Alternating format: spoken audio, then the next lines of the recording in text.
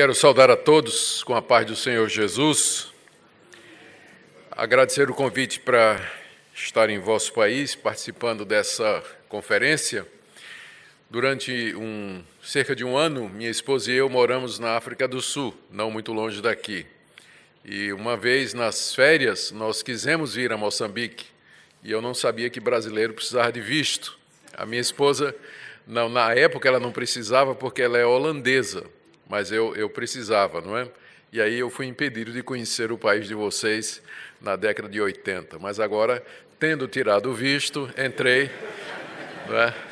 E tenho a oportunidade de conhecer esse país e participar aqui desse evento que eu acredito está sendo e vai ser uma bênção na vida de todos. Muito obrigado pelo carinho e a hospitalidade. E vamos, então, ao que nos interessa nessa tarde. Eu queria convidá-los a abrir a palavra de Deus na carta de Tiago. O nosso objetivo, nós vamos ter 4 oportunidades para falar, e todas elas serão exposições no livro de Tiago, que tem a ver com o tema dessa conferência. Nós vamos primeiro falar de Tiago, capítulo 1, sobre as provações e sofrimentos, como o cristão deveria se comportar. Depois, no capítulo 2, a relação entre fé e obras. Depois, no capítulo 3, o que se requer dos líderes em termos de controle da sua língua. E no capítulo 4, sobre aquilo que Tiago chama de mundanismo, nossa relação do cristão com o mundo. Então, é isso que nós queremos fazer durante esses dias. Portanto, como serão exposições bíblicas, é bom que todos estejam com suas Bíblias, acompanhando, quer seja a Bíblia impressa, quer seja nos seus dispositivos eletrônicos, no celular, porque nós iremos verso a verso dessas passagens que foram selecionadas. Nós vamos ler, então, Tiago, capítulo 1, do verso 1 até o verso 27, todo o capítulo. Tiago, servo de Deus e do Senhor Jesus Cristo, as 12 tribos que se encontram na dispersão, saudações. Meus irmãos, tende por motivo de toda alegria passardes por várias provações, sabendo que a provação da vossa fé, uma vez confirmada, produz perseverança. Ora, a perseverança deve ter ação completa, para que sejais perfeitos e íntegros e nada deficientes. Se, porém, algum de vós necessita de sabedoria, peça a Deus, que a todos dá liberalmente e nada lhes impropera, e ser-lhe-á concedida. Peça, porém, com fé e nada duvidando, pois o que duvida é semelhante à onda do mar, impelida e agitada pelo vento. Não suponha esse homem que alcançará do Senhor alguma coisa. Homem de ânimo dobre, inconstante em todos os seus caminhos. O irmão, porém, de condição humilde, glorie-se na sua dignidade, e o rico na sua insignificância, porque ele passará como a flor da erva. Porque o sol se levanta com seu ardente calor, e a erva seca, e a sua flor cai, e desaparece a formosura do seu aspecto. Assim também se murchará o rico em seus caminhos. Bem-aventurado o homem que suporta com perseverança a provação, porque depois de ter sido aprovado, receberá a coroa da vida, a qual o Senhor prometeu aos que o amam. Ninguém, ao ser tentado, diga, sou tentado por Deus, porque Deus não pode ser tentado pelo mal, e Ele mesmo a ninguém tenta. Ao contrário, cada um é tentado pela sua própria cobiça, quando esta o atrai e seduz. Então a cobiça, depois de haver concebido, dá à luz o pecado, e o pecado, uma vez consumado, gera a morte. Não vos enganeis, meus amados irmãos, toda boa dádiva e todo dom perfeito são lá do alto, descendo do Pai das luzes, em quem não pode existir variação ou sombra de mudança, pois segundo o seu querer ele nos gerou pela palavra da verdade, para que fôssemos como que primícias das suas criaturas. Sabeis estas coisas, meus amados irmãos. Todo homem, pois, seja pronto para ouvir, tardio para falar, tardio para se irar, porque a ira do homem não produz a justiça de Deus. Portanto, despojando-vos de toda impureza e acúmulo de maldade, acolhei com mansidão a palavra em vós implantada, a qual é poderosa para salvar a vossa alma. Tornai-vos, pois, praticantes da palavra, e não somente ouvintes, enganando-vos a vós mesmos. Porque se alguém é ouvinte da palavra e não praticante, assemelha-se ao homem que contempla no espelho o seu rosto natural, pois a si mesmo se contempla e se retira e para logo se esquece de como era a sua aparência. Mas aquele que considera atentamente na lei perfeita, lei da liberdade, nela persevera, não sendo ouvinte negligente, mas operoso praticante, esse será bem-aventurado no que realizar. Se alguém supõe ser religioso, deixando de refrear a língua, antes enganando o próprio coração, a sua religião é vã. A religião pura e sem mácula para com nosso Deus e Pai é essa: visitar os órfãos e as viúvas nas suas tribulações e a si mesmo guardar-se incontaminado do mundo. Até aqui a leitura da palavra de Deus. Nós vamos orar mais uma vez. Pedimos, nosso Deus, que Tu ilumines o nosso coração e a nossa mente para que possamos compreender a Tua palavra, que ela fale ao nosso coração nessa tarde, abençoando cada pessoa que aqui se encontra, trazendo conforto, orientação, consolo, correção, de acordo com a necessidade de cada um que o Senhor conhece tão bem. É o que pedimos em nome de Jesus. Amém. Tiago, que escreveu essa carta, não é o Tiago apóstolo, mas é o Tiago, irmão de Jesus, que é mencionado lá em Marcos capítulo 6. A razão para essa posição é que Tiago, o apóstolo, foi um dos primeiros a ser executados pelas autoridades judaicas romanas nas perseguições narradas no livro de Atos. Portanto, ele morre muito cedo nas mãos do rei Herodes e não teria condições ou não teria como ter escrito esse livro, porque o livro pressupõe já a formação de igrejas fora de Jerusalém e já um desenvolvimento da teologia cristã. Então, o único Tiago que nós conhecemos no período apostólico e que teria condições de escrever com autoridade essa carta seria exatamente o Tiago, irmão de Jesus, aquele que liderou o concílio de Jerusalém em Atos capítulo 15, juntamente com Pedro e demais irmãos.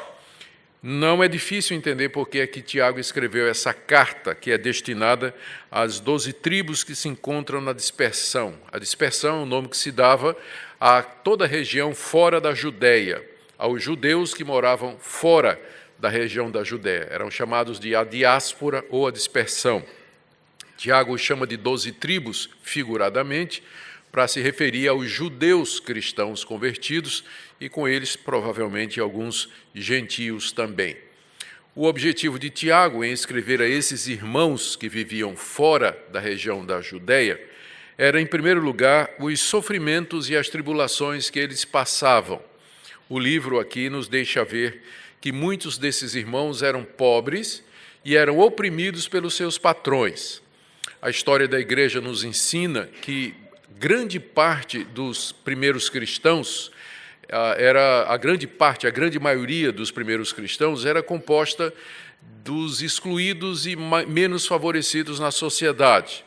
Eram órfãos, viúvas, soldados, pequenos comerciantes, diaristas, pessoas que trabalhavam nos campos de homens poderosos, e não poucas vezes essas pessoas eram oprimidas pelos seus patrões, que deixavam de pagar o combinado, ou então exigiam deles mais do que havia sido acordado.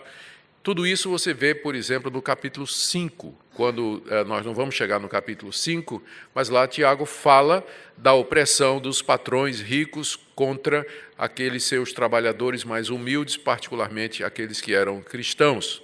Esses cristãos também eram processados, muitos deles estavam sendo levados às cortes e aos tribunais pelos seus patrões, coisa que Tiago menciona aqui no capítulo 2, e eles blasfemavam, esses ricos blasfemavam do nome de Cristo e perseguiam aqueles cristãos. Havia também doentes, Tiago menciona os doentes no capítulo 5, e embora Tiago não mencione aqui muito claramente, mas nós sabemos que no século I os cristãos eram muito perseguidos em geral. Havia uma atitude de hostilidade da sociedade contra os cristãos. Os cristãos eram acusados de ateus, porque eles não acreditavam nos deuses daqueles povos, dos povos greco-romanos. Eles eram acusados de serem maus cidadãos, porque eles não reconheciam a divindade do César. E eles também eram suspeitos de canibalismo, de comer carne humana, porque se dizia que uma vez por semana eles se fechavam em algum lugar para comer a carne e beber o sangue de alguém.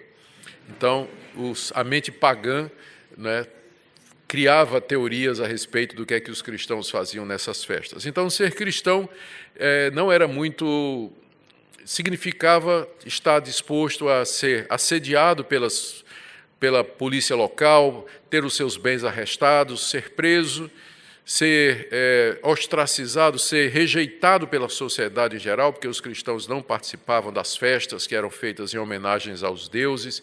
Então, era um povo peculiar, era um povo diferente, era um povo extremamente perseguido. Por isso que boa parte do Novo Testamento foi escrita para consolar os cristãos e para orientá-los a como sobreviver no meio das dificuldades. É isso que Tiago faz aqui. A carta de Tiago é destinada, em primeiro lugar, a instruir os cristãos sobre como enfrentar as dificuldades da vida. Mas há um segundo motivo pelo qual Tiago escreveu essa carta, que era o que parece ser a falta de coerência entre esses cristãos a quem ele escreve, entre o que eles professavam e aquilo que eles praticavam. Você encontra já aqui no capítulo 1, vocês viram como eu li aqui, não é que Tiago vai reclamar, ele vai criticar aqueles que pensam que só ouvir a Bíblia, os sermões e não praticar, que isso salva. Tiago vai dizer que só ouvir sermões e só ouvir a Bíblia não vai salvar ninguém. Quem não pratica o Evangelho, ele está enganando a si mesmo se ele pensa que está salvo. No capítulo 2, nós vamos ver, mais tarde, vai ser a nossa segunda palestra, Tiago diz que a fé, a declaração de fé, que não é seguida de obras que provem que essa fé é verdadeira, também não salva ninguém. Também não salva ninguém. No capítulo 3, que nós vamos ver, Tiago vai denunciar aqueles que querem ser mestres, querem ser líderes da igreja, mas não controlam nem a língua. Se eles não conseguem controlar a língua, como é que eles vão controlar as outras coisas? É o ponto aqui do capítulo 3. E no capítulo 4 tem esse apego às coisas do mundo que Tiago denuncia, que é mais uma amostra da incoerência daqueles cristãos. Eles diziam que eram discípulos de Cristo, diziam que criam no Evangelho, mas a vida deles não condizia com isso, não estava consistente, não era um reflexo verdadeiro daquilo que eles professavam. Então, esses são os dois pontos principais da carta de Tiago. Primeiro, Tiago quer ajudar aqueles irmãos a enfrentar os sofrimentos e, segundo, quer corrigir esse problema na vida deles e na teologia deles, que é a incoerência entre fé e prática. Agora, o capítulo 1, ele trata das duas coisas. E nós vamos começar, então, com algumas orientações que Tiago dá sobre como eles deveriam enfrentar as provações e os sofrimentos, do verso 2 até o verso 20. Nós temos aqui cerca de 5 ou 6 orientações que Tiago dá para aqueles irmãos. A primeira delas é que eles deveriam, na verdade, se regozijar e se alegrar pelo fato deles estarem passando por provações. Versos 2, 3 e 4. Meus irmãos, tende por motivo de toda alegria passardes por várias provações, sabendo que a provação da vossa fé, uma vez confirmada, produz perseverança. Ora, a perseverança deve ter ação completa, para que sejais perfeitos e íntegros e nada deficientes. Aqui no verso 2, Tiago diz que eles deveriam ter por motivo de toda alegria passarem por várias provações. Várias provações significa provações de todos os tipos. Aqui o sofrimento é chamado de provação, porque é isso que ele faz. O sofrimento, as dificuldades, as contrariedades, as frustrações, elas provam, elas testam a genuinidade da nossa fé. Por isso que na linguagem bíblica, o sofrimento geralmente é chamado de provação. Tiago diz aqui que eles deveriam ver, então, as provações, os sofrimentos, como sendo motivo para que eles tenham toda alegria, para que eles se regozijem, em vez de ficarem tristes, em vez de ficarem desanimados, em vez de começarem a criticar a Deus ou reclamar de Deus, eles deveriam, na verdade, ter uma atitude de alegria. Mas qual o motivo, então, para que os cristãos se alegrem quando eles estão sendo provados. Aqui vocês percebem que Tiago está admitindo que o cristão passa por sofrimento. Ao contrário de algumas teologias e alguns mestres que existem no meio evangélico, que dizem que sofrimento é alguma coisa que o cristão não passa se ele for fiel. Se o cristão for fiel, se ele tiver fé, se ele contribuir, se ele plantar uma semente, se ele fizer campanha, se ele fizer sacrifício, Deus vai tirar o sofrimento da vida dele. Ele não vai ser pobre, ele não vai ter doença, ele vai prosperar e ele vai ter todos os seus objetivos alcançados. Parece que Tiago não frequentou uma igreja dessas, não é? Porque ele está dizendo aqui, ele está admitindo que um cristão ele vai passar por provações e por sofrimento na sua vida. A diferença entre o cristão e o não cristão não é que o cristão é poupado do sofrimento aqui nesse mundo. A diferença é como ele reage ao sofrimento, é como ele reage ao sofrimento. Então está aqui, Tiago está dizendo que quando a provação vier, a atitude do cristão tem que ser de alegria. Qual o motivo para isso? Está aqui no verso 3. Sabendo que a provação da vossa fé, uma vez confirmada, produz perseverança. A razão pela qual o cristão deve se alegrar quando ele está sendo provado é que ele sabe que Deus tem um propósito com isso. Deus, quando permite que o sofrimento chegue à vida do seu filho, não é porque Deus está com raiva dele, não é porque Deus deseja destruí-lo ou mesmo castigá-lo, mas o alvo de Deus é produzir perseverança, que é a palavrinha que aparece aí no final do verso 3. Perseverança é a capacidade de você continuar a crer em Deus, mesmo quando tudo está errado, mesmo quando as coisas estão ruins ao seu redor. Você continua crendo em Deus, amando a Deus, mesmo que as coisas não estejam acontecendo como você queira. Mas só existe uma maneira de você aprender a fazer isso, que é através do próprio sofrimento. O que é testado no nosso sofrimento? O que é provado? Está aí no verso 2, não é? No verso 3, que é a nossa fé. A nossa fé é provada. A palavra provar aqui vem do verbo grego, que já foi citado, inclusive, pelo Tiago, na primeira palestra dele, o verbo dokimazo, que era o verbo que era usado para a apuração de metais preciosos, feito pelos ourives, quando queriam depurar o ouro, por exemplo.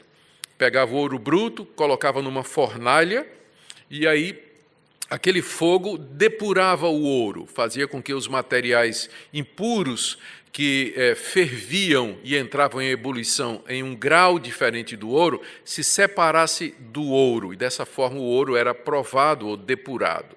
Então, as provações elas funcionam como uma fornalha que tem como objetivo depurar a nossa fé em Deus, a nossa confiança em Deus, e separar da nossa fé aquilo que é impuro. Por exemplo, pessoas que dizem que têm fé em Deus, mas que são vacilantes, mas que duvidam, ou que têm outros motivos para acreditar em Deus, ou que veem Deus como alguém que vem ou existe para satisfazer os seus desejos e as suas vontades. As provações funcionam como uma grande fornalha onde a minha fé é livre dessas impurezas. E eu aprendo que eu devo crer e confiar em Deus pelo que Ele é e não por aquilo que Ele pode me dar. Como eu sei que, então, uma vez que eu estou consciente de que esse é o propósito de Deus com as provações, então eu me alegro. Eu fico, Deus, eu sei que isso que está acontecendo comigo é porque o Senhor quer que eu seja perseverante, o Senhor quer me ensinar a ser perseverante. Então, isso significa que o Senhor me ama, significa que o Senhor cuida de mim e que o Senhor está interessado comigo. Então, mesmo que esteja doendo, mesmo que eu esteja passando por sofrimento, eu intimamente me alegro porque eu sei que isso não representa um juízo ou uma condenação da tua parte, mas apenas que o Senhor está moldando o meu caráter. O Senhor está me preparando para eu ser um servo teu melhor ainda.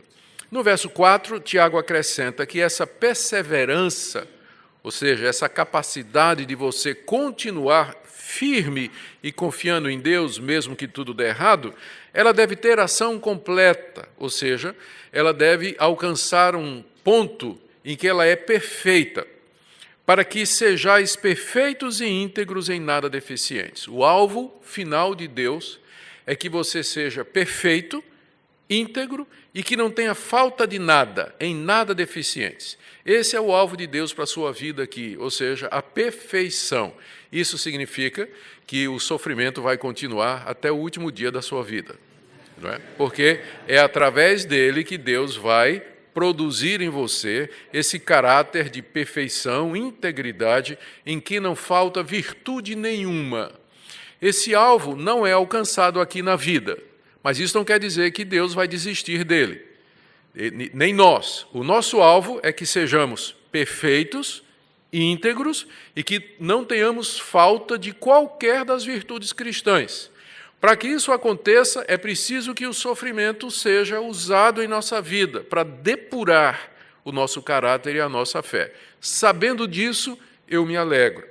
Eu me alegro. Essa é a primeira orientação de Tiago. Qual a atitude do cristão diante do sofrimento? Não de raiva, não de desânimo, não como aqueles que não conhecem a Deus, que vão para a bebida, vão para o sexo, vão para a idolatria ou qualquer outro tipo de maneira de aliviar o sofrimento. Não, a nossa atitude é de dizer, Pai, eu sei que isso está acontecendo porque o Senhor me ama e porque o Senhor deseja fazer com que eu cresça. O Senhor quer que eu amadureça, o Senhor quer que eu me torne um cristão perfeito.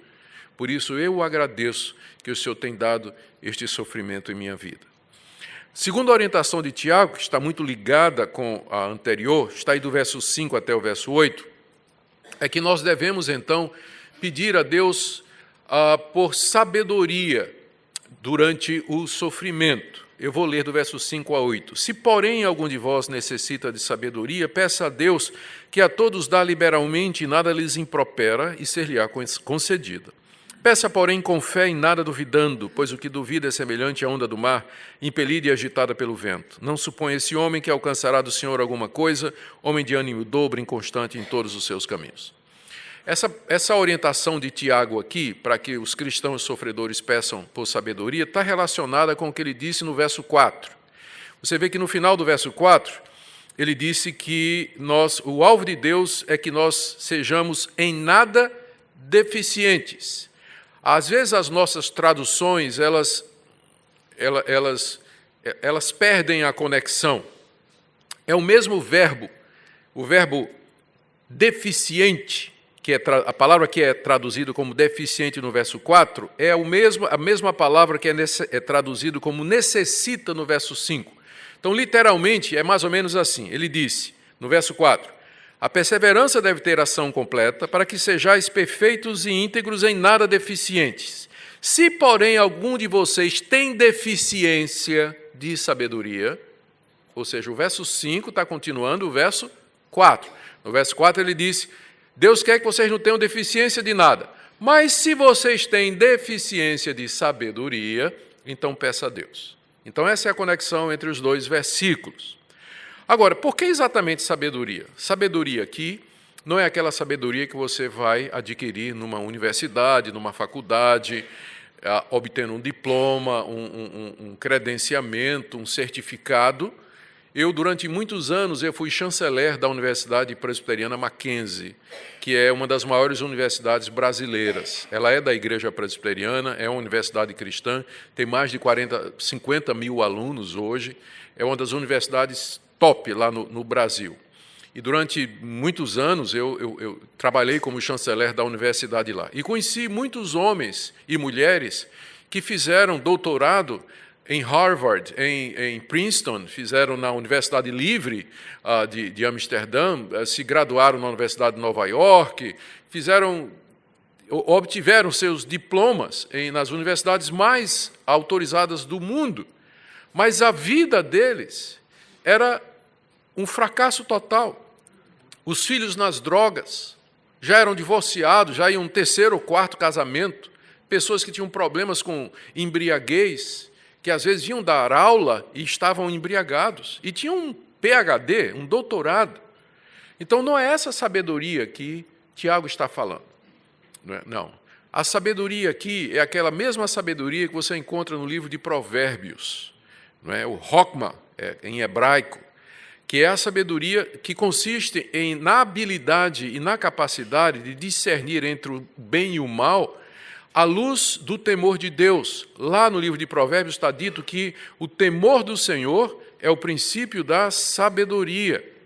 Então, é aquela sabedoria prática para o dia a dia. Uma pessoa simples que tem o temor de Deus, ela é mais sábia do que um PhD, um doutor que estudou nessas universidades, mas cuja vida é um fracasso completo. Ele não toma as decisões ou não tem sabedoria para cuidar do seu casamento, dos seus filhos, cuidar dos seus amigos e dos seus relacionamentos ou do seu dinheiro.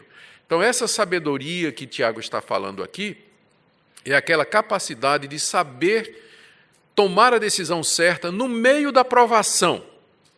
Tem que lembrar que o contexto aqui é provação, é sofrimento. Então, se no meio do sofrimento alguém tem falta de sabedoria, deficiência de sabedoria, peça a Deus. O que sabedoria tem a ver com provação e com sofrimento? Eu acho que é o que nós mais precisamos na hora do sofrimento. Vamos imaginar, de repente, seu filho, ele vai para as drogas. E você, como cristão, não pode fazer como o homem do mundo faz. Às vezes, o homem do mundo, que não conhece a Deus, simplesmente bota o filho para fora de casa. Não quero saber mais de você. Vai embora. Será que essa é a atitude certa do cristão? Ou a filha do cristão aparece grávida? Não é? Então, ela quer abortar a criança.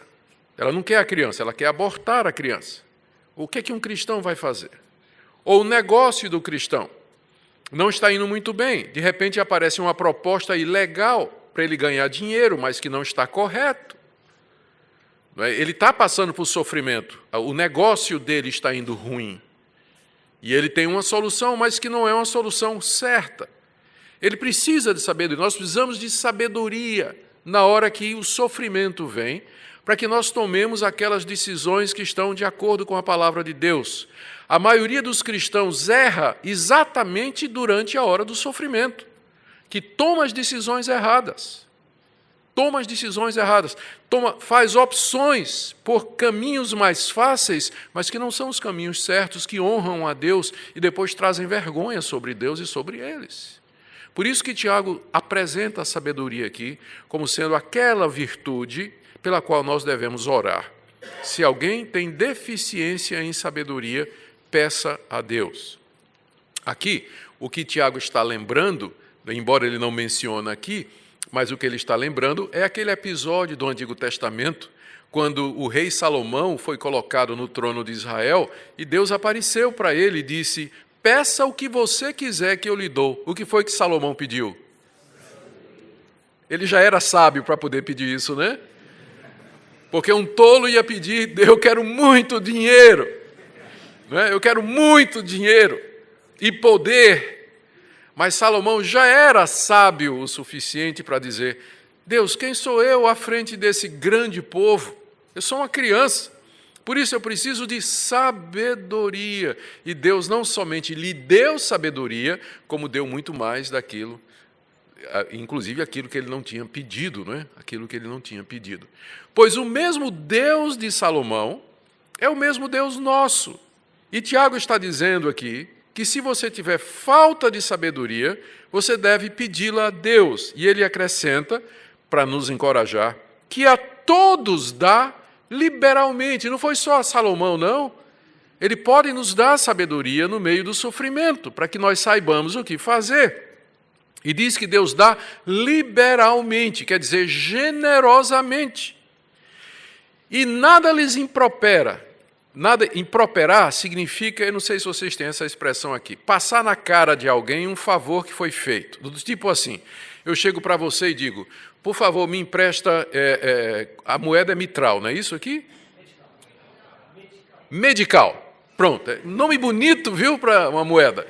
Eu chego para o Tiago e digo aqui: Tiago, me empresta 1000 medicais. E Tiago disse: eu já te emprestei semana passada. O que é que você fez com esse dinheiro? Isso é passar na cara o favor, é improperar. É isso que significa improperar. Então, o que Tiago está garantindo aqui é que se você pedir a Deus sabedoria, Deus não vai dizer: eu já te dei sabedoria semana passada e você não usou bem, por que eu vou lhe dar agora? Não é?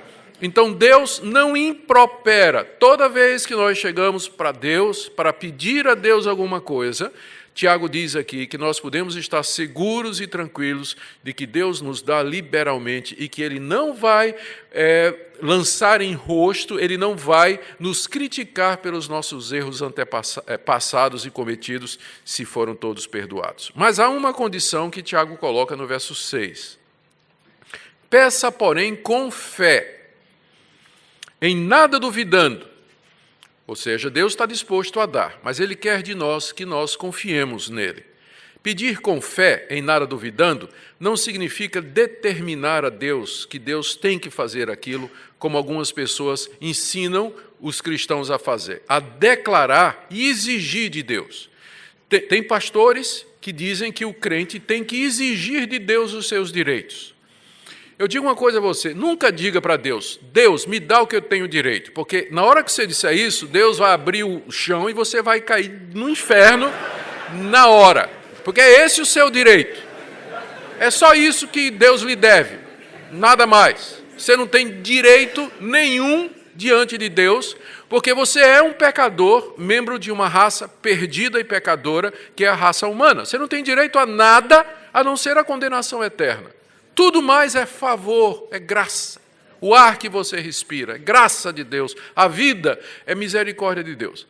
Então, quando Tiago diz, peça, porém, com fé em nada duvidando, ele não está assim dizendo que Deus não está nos encorajando a cobrar de Deus ou exigir de Deus alguma coisa, mas está nos ensinando a nos achegar a Deus com humildade e dizer, Deus, eu não tenho sabedoria, eu não sei o que fazer, mas sei que o Senhor é bom, que no passado o Senhor atendeu Salomão, quando Salomão pediu sabedoria. Então eu, também na mesma situação, venho diante do Senhor e peço que o Senhor me auxilie para saber o que fazer nesse momento difícil que eu estou passando. Aí sim, Tiago diz, Deus vai ouvir. Mas aquele que duvida de Deus, que não se achega a Deus, que questiona se Deus tem boa vontade ou desejo de nos atender, Tiago compara aqui a duas coisas. Primeiro, a onda do mar. Verso 6. O que duvida é semelhante à onda do mar, impelida e agitada pelo vento. Vocês moram perto do mar, vocês sabem muito bem o que é que Tiago está dizendo aqui. As ondas, elas são levadas pelo vento. Quando sopra o vento da terra para o mar, a onda vai numa direção. Quando o vento vem do mar para a terra, ela muda de direção. E essas mudanças podem ocorrer várias vezes durante o dia. O homem que não tem, ou a mulher que não tem confiança firme em Deus, ele é levado de um lado para o outro de acordo com a mudança do vento.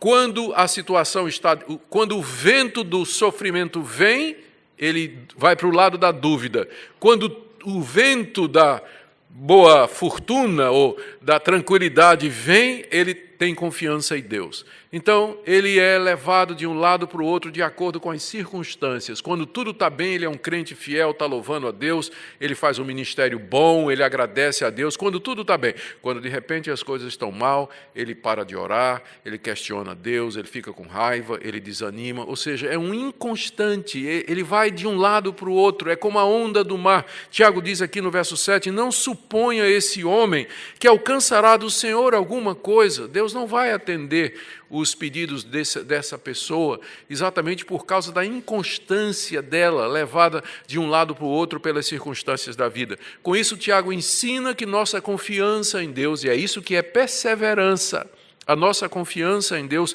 independe dos ventos que sopram. Se forem bons ou maus, temos que confiar em Deus. A segunda comparação está no verso 8. Tiago diz que o homem que duvida é como... Ele diz que é um homem de ânimo dobre. Essa palavra ânimo dobre, essa expressão ânimo dobre, é uma palavra só na língua grega, que significa duas almas, dipsihos, duas almas. O que é uma pessoa de ânimo dobre ou de alma dupla?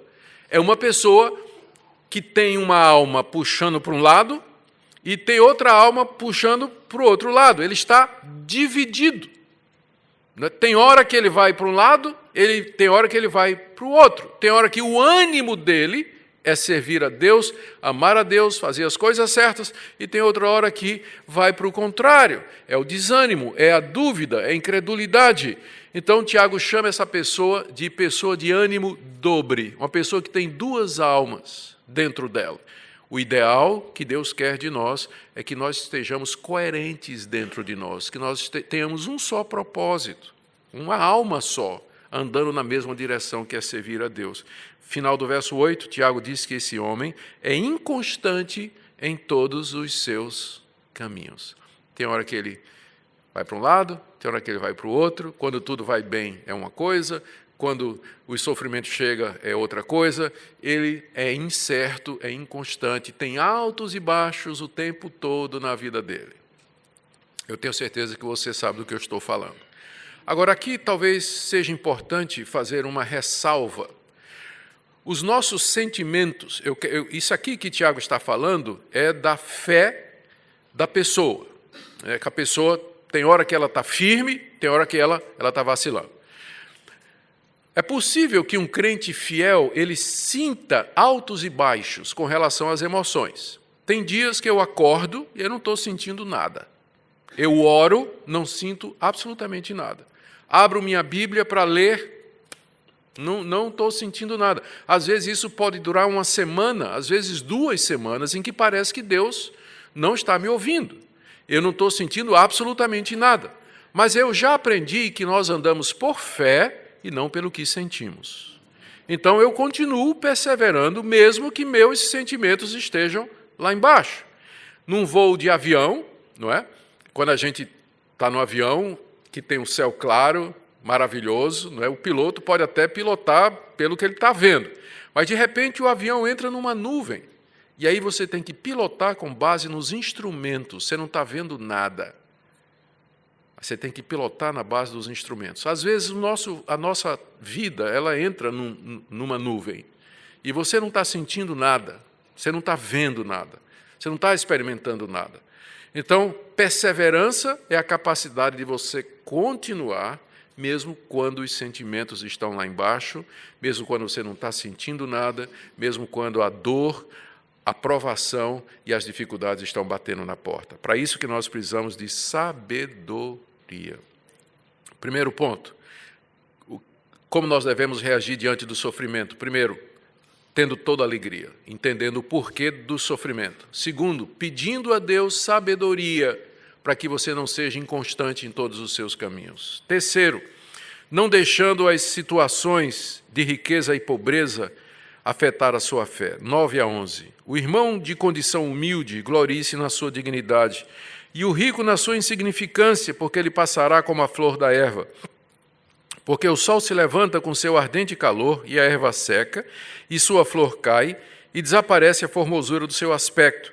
Assim também se murchará o rico em seus caminhos.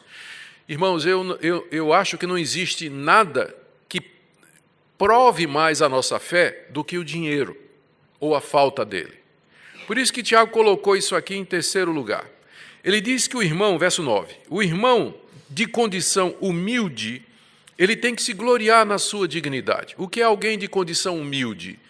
É alguém que tem poucos recursos financeiros, que não tem muito dinheiro, que não tem uma casa própria, que não tem dinheiro para se vestir bem, nem para educar bem os seus filhos, ou não tem dinheiro para ter um automóvel, ou anda a pé, ou alguém que tem muita dificuldade.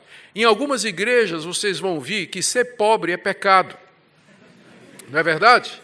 Você vai ter aí pregadores que vão dizer que se você plantar semente, fizer campanha, der para Deus e der com sacrifício, Deus vai retribuir 3, 4 vezes mais. Ou seja, se o cristão é pobre, é porque ele não tem fé, porque ele não tem sacrifício, porque ele não deu a Deus o suficiente. Tiago, porém, diz aqui que o irmão pobre, ele se glorie na sua dignidade. Então, há uma dignidade na pobreza. Ser pobre não significa ser indigno.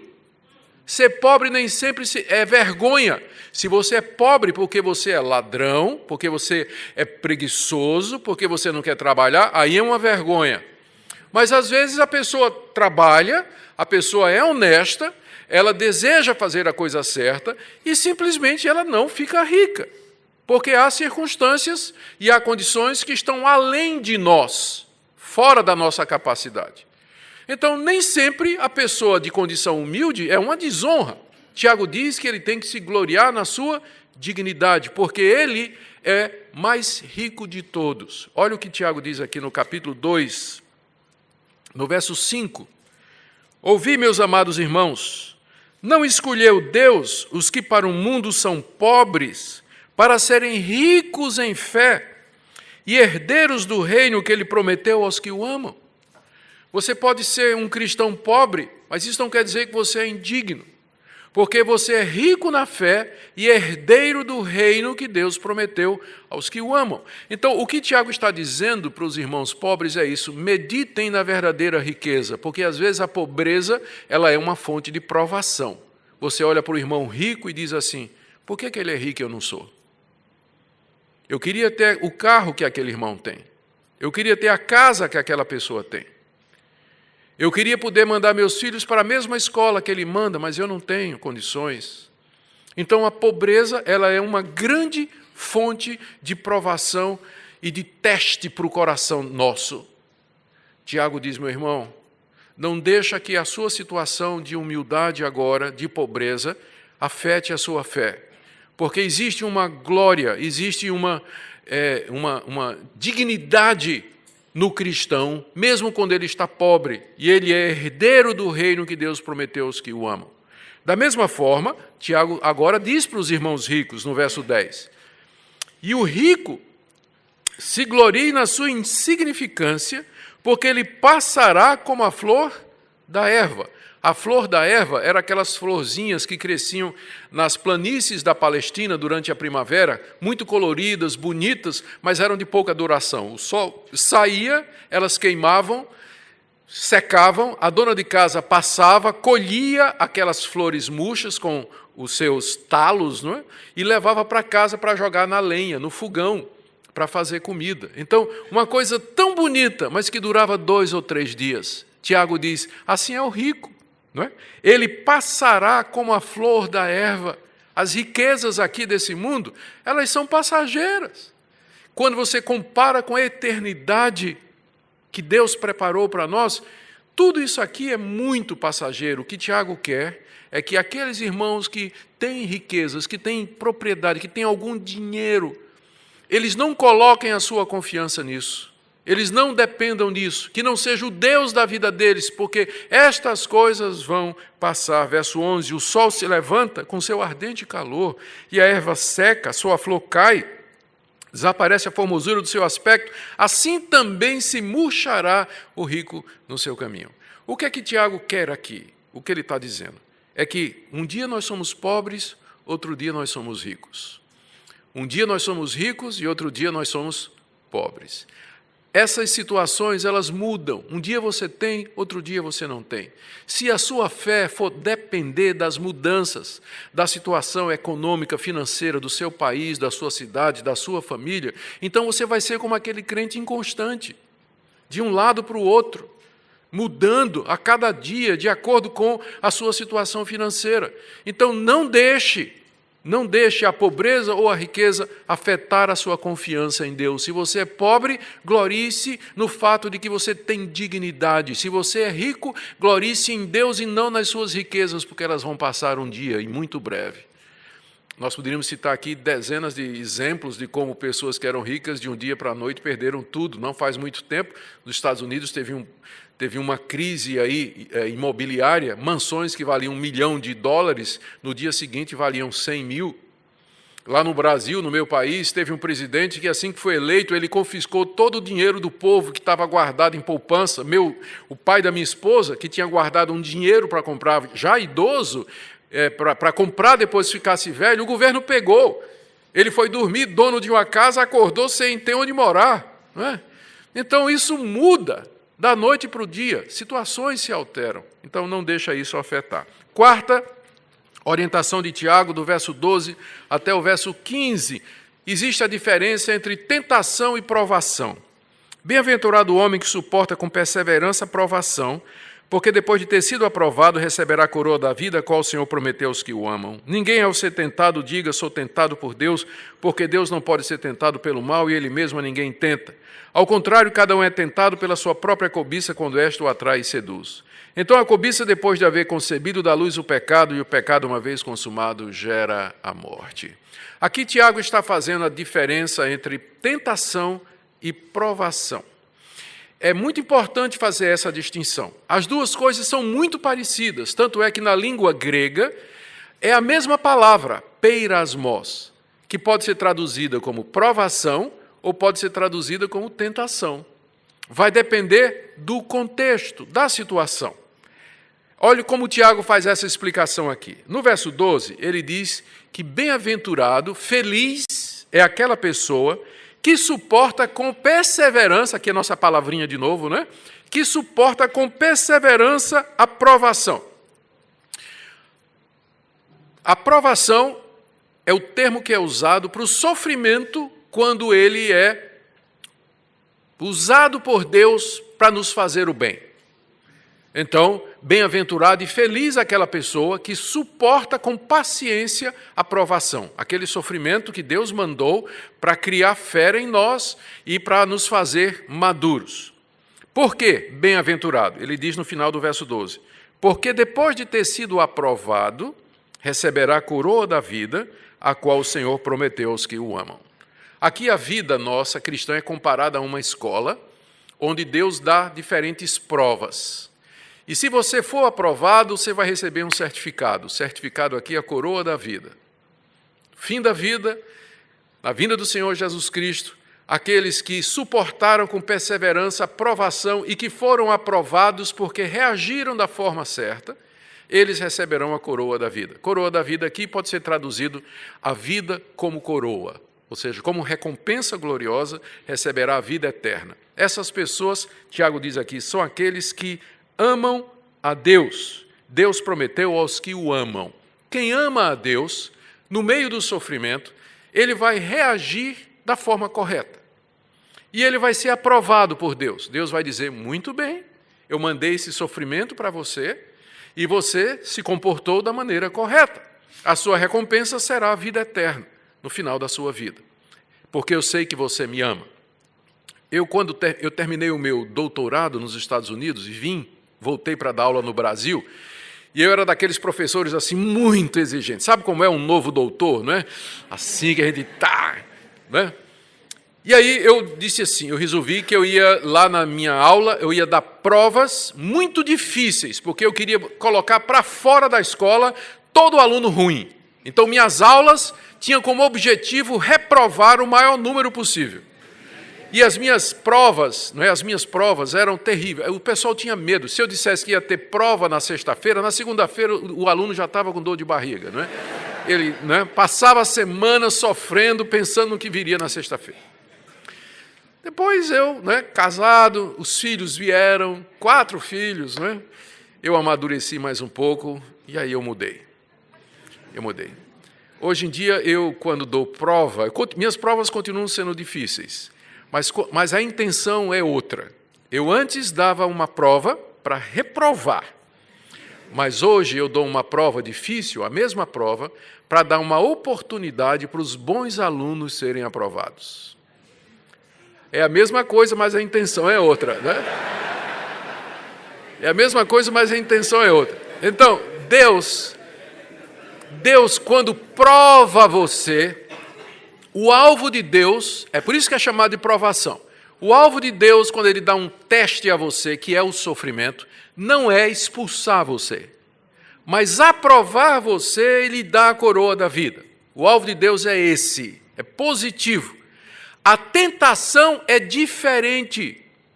A tentação, aquilo que é visto como uma provação, ela pode virar uma tentação. Que vem do diabo, sim, mas especialmente do pecado que habita em nós e cujo alvo é nos excluir e separar de Deus. Verso 13, por isso que ele diz aqui, ninguém ao ser tentado, diga, sou tentado por Deus, porque Deus não pode ser tentado pelo mal e Ele mesmo a ninguém tenta. Aquele mesmo evento que é uma provação da parte de Deus, ele pode virar uma tentação. Deixa eu explicar. Vamos imaginar que amanhã, segunda-feira, você volta para o seu trabalho, vai trabalhar lá no escritório onde você trabalha, ou no lugar onde você trabalha, e aí seu João, que trabalha com você há 40 anos, não está mais. Seu João foi aposentado, o chefe, ele trocou seu João por uma estagiária, uma mulher de 23 anos, muito bonita, extremamente sensual e que fica lhe provocando. Então, aquilo é, da parte de Deus, uma provação. Deus quer saber se você vai ser fiel. Se você vai ser fiel à sua esposa.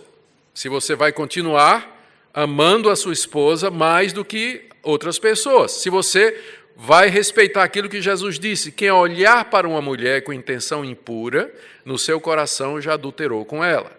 Então aquilo é uma provação. Não é? Deus não quer que você caia, que você peque, mas Ele está testando os limites da sua fidelidade. Porque ser fiel a Deus com seu João é uma coisa, e ser fiel a Deus com aquela estagiária de lado é outra, não é? Então essa é uma provação. Mas o que é que vai acontecer? Isso que da parte de Deus é uma provação, por causa do seu coração, vira o quê? Uma tentação. Para você olhar, para você querer, para você cobiçar, para você fazer uma proposta, alguma coisa assim. Então, se isso acontecer e você tomar a decisão errada com aquela mulher, não coloque a culpa em Deus, dizendo assim, Deus, eu fiz a coisa errada, mas foi porque o Senhor mandou aquela mulher lá. Resposta de Deus, meu filho, eu não mandei aquela mulher lá para você adulterar, eu queria testar a sua fé. Porque uma coisa é você me amar com seu João, não é? Eu queria ver se você me amava agora ali. Então o alvo de Deus nunca é que você peque, nunca. Deus quer que você peque. Se você pecar, verso 14, ao contrário, cada um é tentado pela sua própria cobiça, quando esta o atrai e seduz. Então a cobiça, depois de haver concebido, dá à luz o pecado, e o pecado, uma vez consumado, gera a morte. O que Tiago está querendo evitar aqui é que quando os cristãos caem em pecado durante o sofrimento, durante a provação, eles coloquem a culpa em Deus. Tiago diz, não, Deus não tenta ninguém. O objetivo do sofrimento não é lançar você no pecado. Se você pecou, a responsabilidade é sua. Imagine essa história. Um homem vai andando na rua e de repente uma mulher muito bonita, sensual, vestida de maneira provocativa, se encontra com ele. E aí conversa com ele, seduz e atrai aquele homem para a casa dela. E lá eles têm relações. E ela fica grávida. E aí, depois de um tempo, a criança nasce. E assim que ela pode, ela mata o pai. Parece um enredo assim de uma novela, não é? De uma história, um drama de cinema, não é? Sabe quem escreveu esse roteiro? Essa história? Tiago. Aqui, ó. Não é? Vamos ler de novo? Verso 14. Olha lá. Ao contrário, cada um é tentado pela sua própria cobiça. Cobiça aqui representada por uma mulher, não é? Quando esta o atrai e seduz. A cobiça está dentro do nosso coração. E a cobiça nos atrai e a cobiça nos seduz. Então, a cobiça, depois de haver concebido é engravidado. Quando é que a cobiça engravida? Quando a gente diz sim para ela. Não é pecado você ser tentado. Não é pecado. A tentação está dentro de nós e vem de fora. Então não é pecado ser tentado. Pecado é quando você diz sim. Quando você aceita. Aí a cobiça engravida. E ela dá à luz um filho. Qual é o filho que nasce da união da cobiça com a sua vontade? o pecado. E o que é que o pecado faz comigo? Me mata. Quando ele nasce, ele me mata. Por que Tiago conta essa história?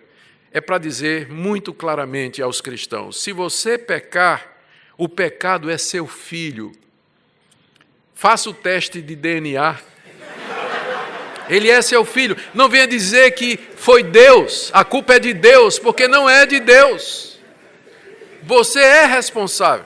Vocês notaram uma coisa interessante aqui? Quem é que está faltando nessa história aqui? Que Tiago não menciona? O diabo. Porque quando os crentes não botam a culpa em Deus, não colocam a culpa em Deus, eles colocam a culpa em quem? Não foi isso que Eva fez? Tiago nem menciona o diabo aqui. Nem menciona, ele já vai dizendo logo: se você pecou, a culpa é sua. Deus não tenta ninguém. As provações e os sofrimentos têm como objetivo provar a sua fé. Se você foi tentado e caiu, é por conta da cobiça do seu coração que você aceitou. E por isso você gerou o pecado, e o salário do pecado é a morte. Aqui está, então, a quarta orientação de Tiago: faça a diferença entre tentação e provação, e não coloque a culpa em Deus se você está passando por momentos difíceis causados pelas suas escolhas erradas. Do verso 16 ao verso 18, na verdade, é uma continuação, onde Tiago nos assegura isso, que Deus não tem como objetivo nos lançar no pecado. Olha o que ele diz, verso 16: não vos enganeis, meus amados irmãos, toda boa dádiva e todo dom perfeito são lá do alto, descendo do Pai das luzes, em quem não pode existir variação ou sombra de mudança, pois segundo o seu querer, ele nos gerou pela palavra da verdade, para que fôssemos como que primícias das suas criaturas. O que Tiago está dizendo aqui é: de Deus só vem o bem. Toda boa dádiva, ele diz no verso 16, não se enganem pensando ao contrário disso. Verso 17, toda boa dádiva e todo dom perfeito vem lá do alto. Ou seja, de Deus só vem o que é bom. Deus não manda a tentação. Deus não manda a tentação para você. Dele só vem o que é bom. Ele diz aqui, ele chama Deus de o Pai das luzes, em quem não pode existir variação ou sombra de mudança. Pai das luzes. As luzes aqui provavelmente é uma expressão que significa o sol, a lua e as estrelas. E Deus diz que no Pai das luzes não existe variação ou sombra de mudança. Aqui um trocadilho muito interessante. As luzes, quando elas se mexem, produzem uma variação na sombra. Se eu estou em pé, no dia, a minha sombra está aqui à minha direita. O sol está aqui. Quando o sol muda, a minha sombra varia. Deus não é como o sol, a lua ou as estrelas que variam e produzem aqui, como ele diz, sombra de mudança ou mudança na sombra. Existe aqui um contraste entre Deus, que é imutável, e as luzes que ele criou, que produzem mudança na sombra, são variáveis. O propósito de Deus é único. Ele não acorda um dia dizendo assim, eu vou destruir João, e no outro dia ele diz, acorda dizendo, hoje eu vou abençoar João. Não. Deus não varia como a sua criação. O propósito dele é imutável, não há variação em Deus. O alvo dele é nos fazer bem. Como ele diz aqui no verso 18, pois segundo o seu querer, ele nos gerou pela palavra da verdade, para que nós fôssemos como que primícias das suas criaturas. Ora, se Deus nos gerou, nos fez novas criaturas pela sua palavra, nos deu um novo nascimento, para que nós fôssemos as primícias, ou seja, a melhor amostra da sua criação, por que é que ele mandaria o pecado e a tentação para nós, para nos fazer cair? De Deus, lá do alto, só desce bênção para o povo de Deus. Até o sofrimento tem que ser visto como bênção. Tiago diz isso, não é? Foi o primeiro argumento dele, por isso a gente tem que se alegrar. De Deus só vem bênção, e o propósito dele para conosco é imutável. E essa é uma das grandes doutrinas da teologia reformada, a perseverança dos santos. O Deus que nos escolheu e nos amou antes da fundação do mundo, nos predestinou. O Cristo que morreu por nós, Espírito Santo que nos chamou e nos habita em nós, garante a nossa perseverança aqui nesse mundo. Ora, esse Deus é imutável. não é? Esse Deus é imutável. Estou tentado a fazer uma brincadeira aqui, Tiago, eu não sei se vai dar certo essa piada. É por isso que a gente diz que a flor dos calvinistas, né, dos reformados, é a tulipa, né? Vocês conhecem a tulipa? Né? Total depravação, os 5 pontos do calvinismo, né? E o do arminiano é a margarida, mal me quer, bem me quer, mal me quer, bem me quer, bem me quer. Porque varia, foi mal essa, não foi, Tiago? Devia ter ficado calado, né? Eu não devia ter contado essa. Mas, de qualquer forma, né, é só para mostrar a imutabilidade de Deus no seu propósito. Né? Não diga, se você cair, que foi Deus que levou você ao pecado. Não é? Porque o propósito de Deus é nos fazer primícia das suas criaturas. Último argumento, última orientação de Tiago aqui, do verso 19 a 20, sobre como reagir no meio do sofrimento. Sabeis estas coisas, meus amados irmãos. Todo homem, pois, seja pronto para ouvir, tardio para falar, tardio para se irar, porque a ira do homem não produz a justiça de Deus. Essa última orientação aqui é para que nós controlemos a nossa língua no meio do sofrimento. Todo mundo sabe que a nossa primeira reação, quando o sofrimento bate na porta, é a gente dizer coisas que não devia. E depois que o sofrimento passa, a gente olha para trás e se arrepende de coisas que disse, mas aí já é tarde. Palavras são como flechas, são como penas que você sacode ao vento. Uma vez que você sacudiu, para pegar de volta vai ser muito difícil. Então ele orienta aqui, meus amados irmãos, vocês sabem estas coisas todas que eu falei, não estou dizendo nada novo. Por isso, todo homem seja pronto para ouvir, tardio para falar, tardio para se irar. Ou seja, não fique com raiva, não seja a sua primeira reação quando o sofrimento chegar. Antes de você dizer alguma coisa, primeiro ouça. Todo homem seja pronto para ouvir. Ou seja, procure escutar o que outras pessoas vão dizer. Não tome uma decisão, não reaja logo no meio do sofrimento. Geralmente a gente diz coisas, a gente fala palavras, inclusive para amigos, para a esposa, para o marido. Quando a gente está com raiva, a gente faz coisas que a gente não queria fazer. Tiago disse, vocês sabem de tudo isso que eu falei aqui, então coloquem em prática. Quando vier o sofrimento, primeira coisa, ouça. O que é que a palavra de Deus está me dizendo? O que é que os meus mestres estão dizendo? O que os meus líderes estão dizendo? Antes de você falar o que você não deve. Por quê? Porque a ira do homem, verso 20, não produz a justiça de Deus. Um homem irado, uma mulher irada, ele não vai dizer coisa nenhuma que vai promover a justiça de Deus ou mostrar que Deus é justo. O nosso alvo é mostrar que Deus é justo, que Ele é glorioso, que Ele é misericordioso e que Ele é bom. Um crente, um cristão irado, ele vai dizer coisas que não produzem a justiça de Deus. Vai desonrar a Deus e vai trazer vergonha a Deus. Às vezes as pessoas dizem assim, mas é que eu nasci assim, eu sou assim. Né? Tem pessoas que elas estouram, né?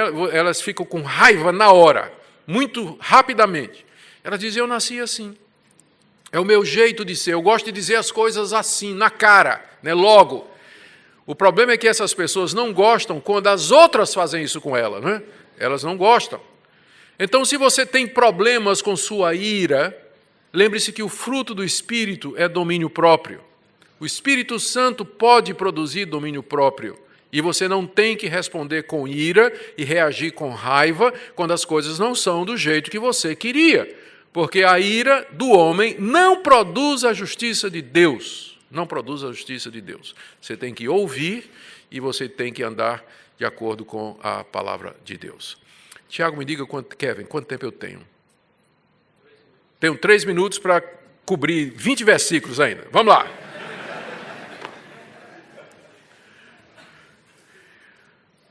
Por que Tiago está dizendo aqui, vocês sabem essas coisas? Ou seja, Tiago não disse nada novo que aqueles cristãos não sabiam.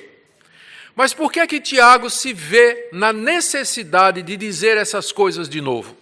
A resposta agora está naquele segundo problema que eu contei. A incoerência daqueles irmãos.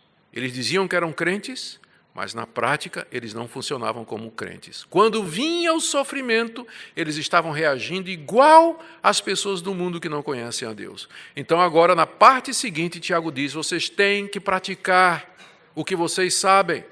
Vocês têm que colocar em prática. Geralmente os cristãos precisam muito mais colocar em prática o que já sabem do que aprender novas doutrinas. Se apenas colocássemos em prática aquilo que já sabemos, haveria uma mudança muito grande na vida do indivíduo, na família e na sociedade. Portanto, verso 21.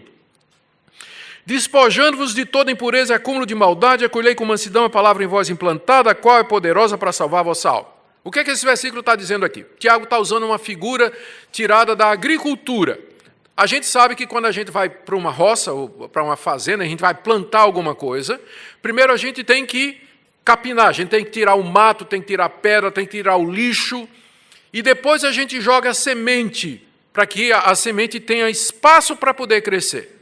O coração humano é comparado a um pedaço de terra onde acumula a maldade. Para onde é que entra a maldade que acumula no coração? Pelos olhos e pelo ouvido.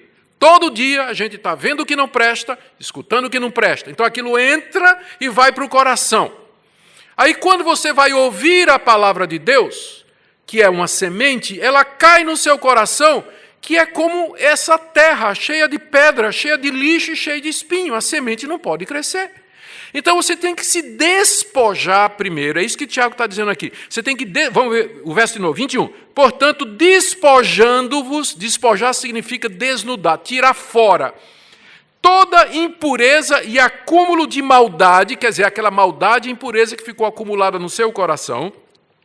Acolha com mansidão a palavra em vós implantada. A palavra de Deus pregada é como uma semente que é plantada no seu coração. Mas você então tem que despojar-se de todo aquele acúmulo de impureza que está impedindo que a palavra penetre. Essa palavra, ele diz aqui, é poderosa para salvar a sua alma.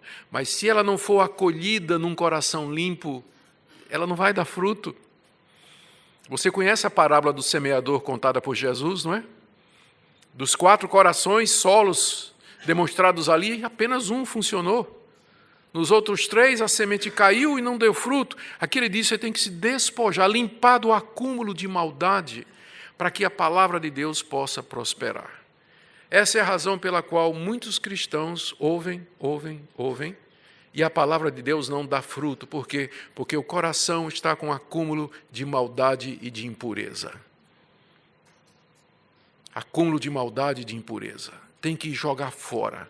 Como é que a gente faz isso? Tiago vai dizer no capítulo 4, nós vamos chegar no capítulo 4, pelo arrependimento e mudança de vida. Mas se nós não limparmos o coração para a semente da palavra de Deus ser semeada e plantada ali, ela é poderosa para salvar a nossa alma. Há salvação para quem não pratica a palavra de Deus? Não. Como ele diz aqui em seguida, tornai-vos praticantes, verso 22, tornai-vos, pois, não, pois aqui é a consequência, eu tenho que correr porque eu tenho 3 minutos, tornai-vos, pois, praticantes da palavra e não somente ouvintes, enganando-vos a vós mesmos. Não pense que religião vai salvar você.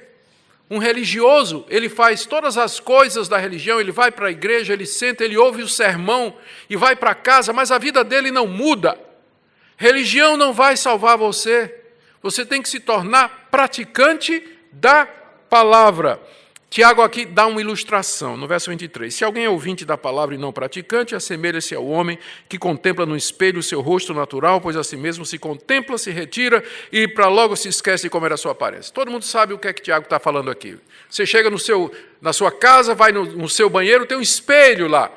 Então, quando você acorda de manhã, você vai no espelho, você olha lá no espelho e o espelho mostra tudo o que você precisa fazer no seu rosto. Seu cabelo está todo despenteado, não é? A maquiagem está borrada, tem coisa no olho, tem coisa saindo pelo nariz, não é? A barba tem que ser feita.